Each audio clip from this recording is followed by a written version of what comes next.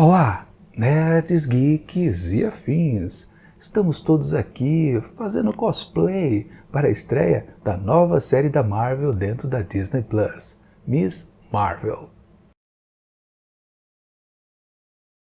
Pois bem, pessoal, chegamos então à estreia de mais uma série da Marvel. Sim, o segundo produto aqui de 2022, mas na verdade o sétimo, né? Juntando todas as séries, 5 lá no ano passado, 2021, e aqui mais 2. E é uma série que sim guarda semelhanças em certas temáticas, digamos assim, com a última lá de 2021, que foi Gavião Arqueiro, né? Que tinha aquela personagem lá, Kate Bishop, que fez com que a gente meio que percebesse que sim, há uma certa tendência em colocar as novas séries para um público mais adolescente, né? A personalidade da Kate Bishop com certeza invocava isso. E quando a gente vê então aqui esse produto Miss Marvel, aí a gente tem a certeza absoluta, porque lá, digamos que era mais assim, só a personalidade dela, de Kate Bishop. Mas aqui é o produto como um todo, né? Todo o seu visual, toda a sua linguagem narrativa, ela é toda voltada para os jovens. Na verdade, quando você está quase chegando ao final do episódio, você fala, caramba, eu não estou assistindo uma série da Marvel não, né? De super-heróis, né? No caso, uma super-heroína. Não, eu estou assistindo um produto da Disney Channel. Porque parece, né? Apenas aquelas comédias para adolescentes, e algumas delas, sim, envolviam alguns personagens com superpoderes, né? Eu não vou lembrar de nenhum, né? Na verdade, eu nunca assisti muita série lá da Disney Channel, porque eu nunca assinei o canal, né? Que da TV paga, né? Aliás, ele nem existe mais, né? Ele já foi totalmente fechado, né? E tudo converteu aqui para os produtos dentro da Disney Plus, né? Tanto que várias séries de lá já estão por aqui. Mas de qualquer forma, assim, se o produto é para os adolescentes, a produção é muito melhor, né? Porque, digamos que era quase um produto B, aquelas séries da Disney Channel, né? Mas a pegada, sim, é para eles. E talvez a gente possa considerar, peraí, mas o público realmente que consome os filmes de super-herói, antes lá no cinema e agora as séries aqui dentro da Disney Plus, esse público é realmente de marmanjos? É isso? Será que é verdade? Porque no fundo, né, quando a gente pensa, pô, as histórias em quadrinhos sempre são consideradas coisa de criança, de adolescente no máximo, o adulto mesmo não lê. Na verdade, isso é um ledo engano, né? Sempre depois de muito tempo, né? Na questão desde os anos 80, eu acho, já tinha virado um produto de adultos as histórias em quadrinho, né? Ok, então a gente quer dizer também que os filmes no cinema e agora também as séries são voltados para as pessoas de maior idade, mas que eles querem conectar, sim, as produções ao público mais jovem, principalmente os adolescentes. A gente não tem dúvida disso quando a gente vê este produto aqui, que é Miss Marvel. A linguagem toda rápida, dinâmica, super colorida, né, esperta, é para eles e não tem problema. Aliás, eu vou sempre analisar então aqui a série a partir desse ponto de vista. Eu não vou apenas analisar como um produto de séries de super-herói, mais um, né? Não. É um produto primeiro para adolescente, depois para pessoas que gostam de super-herói. Porque, de fato, né, aí já vendo como um todo esse primeiro episódio, a gente só percebe que estamos acompanhando a história, as origens, né, de uma super-heroína no seu finalzinho, quando justamente ela tem um ato heróico, né, quando ela salva a sua amiga, a Zoe. Ah, mas espera aí, de quem estamos falando, né? Sim, vamos do princípio, né? Temos a história de Kamala Khan, a primeira personagem, na verdade, muçulmana a ser uma protagonista, isso lá nos quadrinhos, né? E aí, claro, eu preciso mostrar para vocês, né, uma das coletâneas, né, o primeiro volume que foi das primeiras histórias de Kamala Khan, a Miss Marvel, né, que é simplesmente uma adolescente de 16 anos que é vidrada, apaixonada, né, pela figura da Capitã Marvel. Na verdade, ela gosta de todos os Vingadores, mas, né, ela gosta um pouquinho mais justamente desta Capitã Marvel, né, que um dia também já se chamou Miss Marvel. Pois é, teve um período que ela adotava esse nome. E sim, aqui, claro, uma coisa que a gente pode perceber de diferente são as origens, né? Nos quadrinhos, ela não tem os poderes por causa de um bracelete como a gente vê aqui depois. Não, ela tem por causa que ela se torna uma inumana, né? Tem aquela névoa famosa dos inumanos, né? Que às vezes quando pega algumas pessoas que não têm a tendência a ser um inumano, morre, né? No caso, ela ficou viva e adquiriu seus superpoderes, que no caso aqui nos quadrinhos são a extensão corporal e também, bom, também tem a ver, né? Ela muda de tamanho, né? Ela fica grande, ela fica pequena, tipo um homem-formiga, e no caso da extensão de braços, pernas, mãos, tipo o Senhor Fantástico do Quarteto Fantástico, né? Uma combinação, digamos assim, de poderes conhecidos, né, de outros super-heróis. Mas de qualquer forma, é um personagem que até se assemelha, talvez em estrutura, a um Peter Parker. Pois é tipo um adolescente que quer se encontrar, né, quer ser importante, primeiro para si mesmo, né, e depois, digamos, para o mundo, né, sendo um super-herói, no caso aqui, uma super-heroína. E é basicamente o que a gente tem aqui nos quadrinhos, né? Ele é até bem fiel ao que a gente encontra por aqui e o que a gente vê aqui adaptado para a TV. Faz um trabalho bastante interessante, claro, com algumas mudanças necessárias, né? Como, por exemplo, né, que implica bastante com a Kamala no começo, aqui na série é a sua mãe. Nos quadrinhos é mais o pai. A mãe começa a destacar um pouquinho mais para frente, mas quem é mais rígido ali no comportamento, né, de ter rédeas curtas para com uma filha, principalmente uma filha, né, porque sempre tem a comparação do irmão mais velho, né, que é homem, beleza, né, mas a mulher, né, principalmente muçulmana, né, precisa proteger mais. Nos quadrinhos, quem fazia isso era o pai. Na série é mais a mãe. O pai aqui é meio bobado, né? Aliás, não é só o pai, né? O irmão também. Claro, isso é uma característica dos novos tempos, né?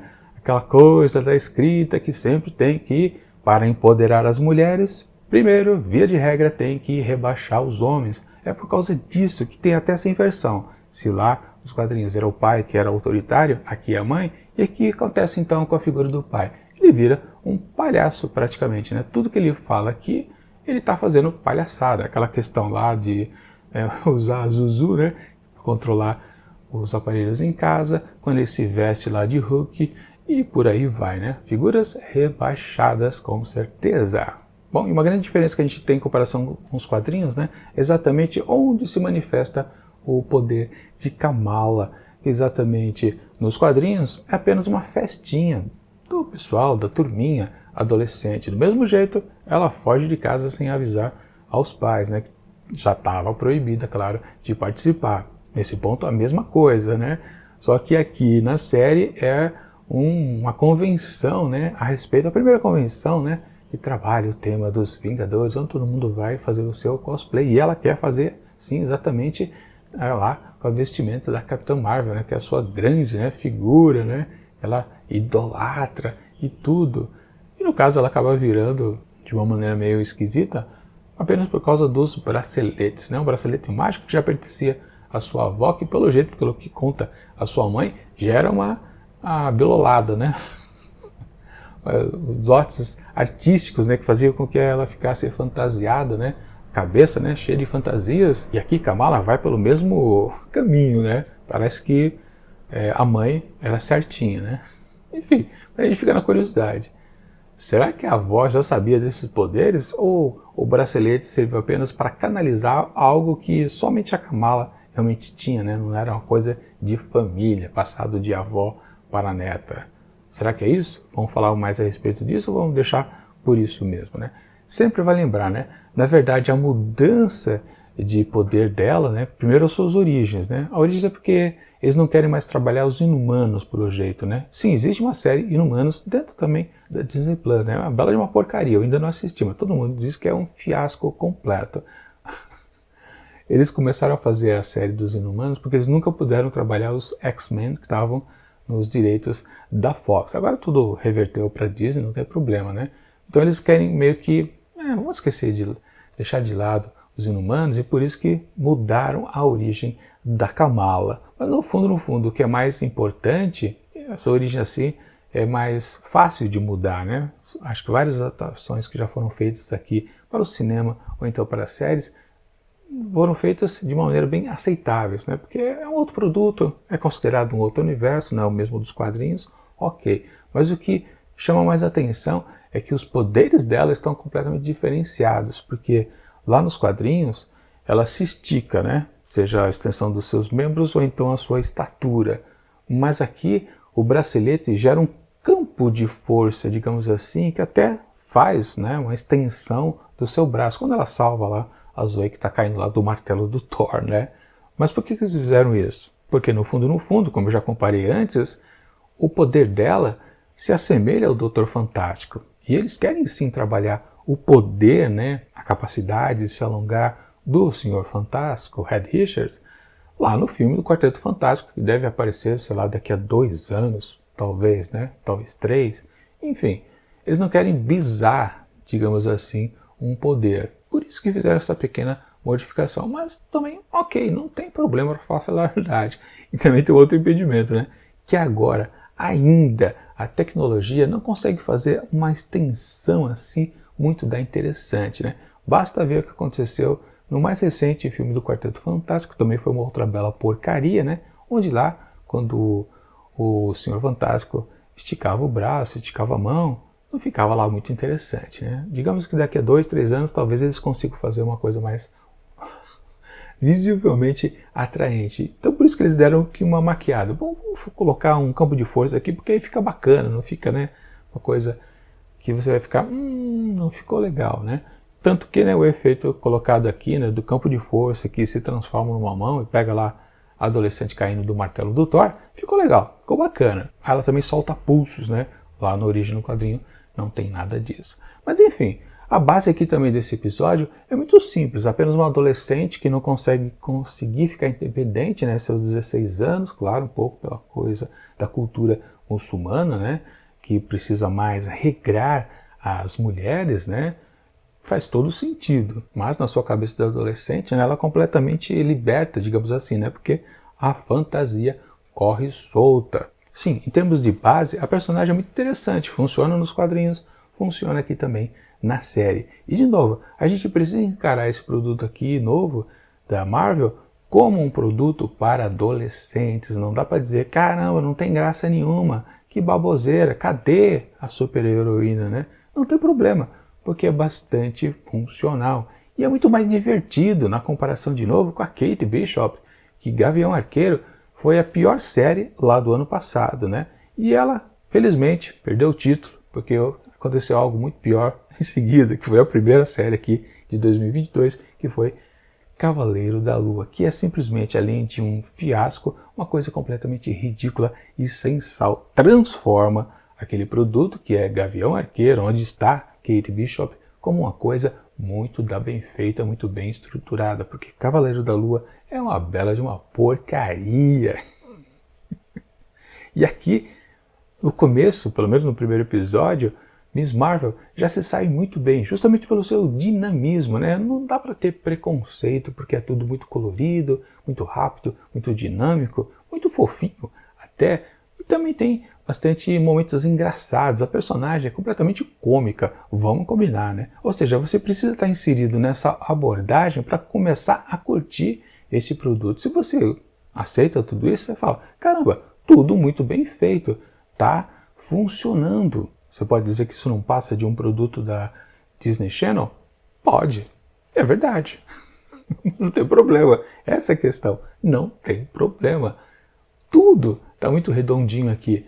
Claro, você pode também pensar, peraí, é um produto onde temos mais outro super-herói, no caso uma super-heroína. E cadê o grande problema, que é ter um antagonista? Não há um antagonista aqui oferecido pra gente, porque claro, em todos os outros produtos que a gente já viu, nas séries anteriores, tinha logo de cara a manifestação de um antagonismo. Às vezes o próprio vilão já é apresentado no próprio primeiro episódio. Às vezes se deixava para o segundo, sim, podia ser. Ou a gente tinha um clima, né? Acho que em Wanda não tinha, né? No primeiro episódio. No Falcão e Soldado Invernal acho que já foi apresentado logo de cara. Quem mais? Loki também. Bom, só em What If, né? Que são as séries animadas, que são os episódios animados da série. Aí cada episódio já tinha o seu próprio vilão. Enfim, nos outros a apresentação era bem direta. Aqui não teve a apresentação de um antagonismo, mas também não se constitui como um erro de fato.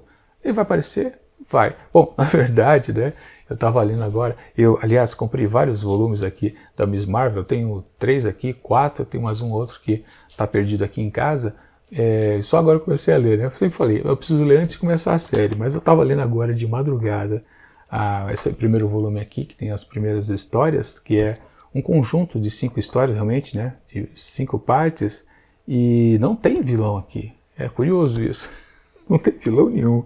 É muito interessante. Aliás, só aparece um vilão de fato na última página, no final desse arco de 5 primeiras partes.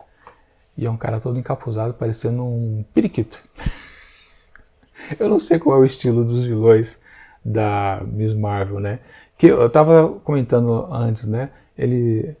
O tipo de personagem, né, que ela se assemelha um pouco ao Peter Parker, né? O Peter Parker, lá nas histórias iniciais, a cada nova edição, era um personagem vilanesco muito do esquisitão, digamos assim, né? Mas lá, a apresentação dos primeiros vilões já estava de cara logo na primeira história, né? Que era o Abutre.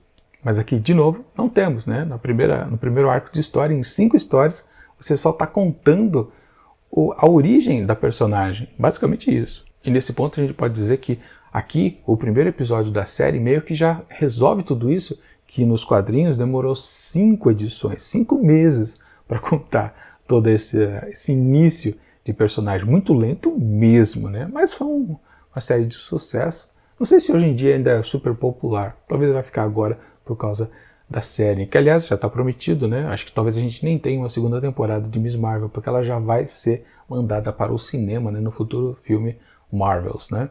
Onde teremos a volta da Capitã Marvel e também lá da... Qual era o nome dela? Foi oficializado que era Pulsar, que era a personagem que apareceu lá em WandaVision, né? Vai ser as 3 no filme Marvels. Mas enfim, o que vale? O produto aqui, a série, é bacana. Primeiro episódio, muito dinâmico, eu me diverti bastante, gostei, comprei as piadas, achei que o personagem funciona como um filme de adolescente. Como um filme de super-herói, bom, tem as ressalvas, né? Ela só tem um ato heróico apresentado lá no seu finalzinho. Mas como eu disse, tudo funciona. Tá azeitado o produto. Gostei bastante. Aliás, né, até tem um detalhe interessante, né, que a responsável, né, que faz o roteiro, a finalização dos roteiros, né, foi a mesma que fez o pior roteiro lá de Loki, o 3º episódio, né, que era o Lamentes, acho que era o Lamentes que chamava, né, terrível. E ela é responsável por toda a série aqui. Eu falei, caramba, será que ela vai trabalhar do mesmo jeito? Bom, pelo menos, sim, ela é uma roteirista que trabalha com textos cômicos, então acho que aqui ela se azeitou melhor, se ajeitou melhor, né? Se encontrou, digamos assim, porque a série, ela é engraçada, né? Loki lá, principalmente naquele 3º episódio, necessariamente não era, né? Ela estava fazendo uma coisa mais dramática, né? Tinha umas questões lá que estavam sendo vendidas, né? Enfim, né? Bom, e essa série aqui, a gente pode também se perguntar, mais outra série lacrativa? Nem tanto, para falar a verdade. Tirando aquela inversão de valores ali da figura paterna contra a materna, né? No resto, né? Bom, não tem lá muito personagem masculino aqui para ser espinafrado, para falar a verdade, né? Pois sobram apenas o irmão da Kamala, né? E também lá o Bruno, que é o Tony Stark da vez, né? O inventor, né? Os 2 personagens são a mesma coisa que são nos quadrinhos, né? Então não tem nada demais. Digamos que eles não foram deturpados. Enfim, é um bom texto, eu gostei. A primeira experiência nessa série tá ok, tá bacana. Tô esperançoso que os próximos episódios sejam mais dinâmicos ainda. Talvez, espero dela aprendendo a usar os seus poderes. E num esquema diferente do que foi a Kate Bishop, que lá ela tinha o seu tutor, né? Ela tinha a sua inspiração, podendo conviver com ele. Aqui não, né?